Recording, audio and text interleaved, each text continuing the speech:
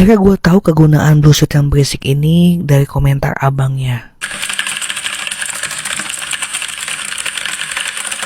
Ini komentar abangnya masuk di akal banget dan menurut gue bener sih ya, nggak ada salahnya dah.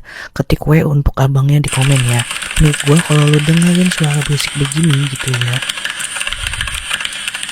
lu akan terus fokus buat kerja atau ngetiknya teman-teman, yang nggak akan ngantuk atau nggak akan boring karena dengerin suara kayak gini nih.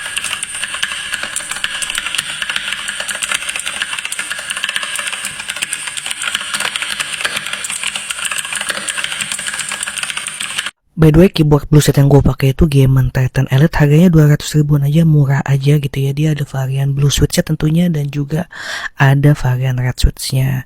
Ini keyboard cocok banget buat pemula. Kalau kamu mau beli silakan dah, gas.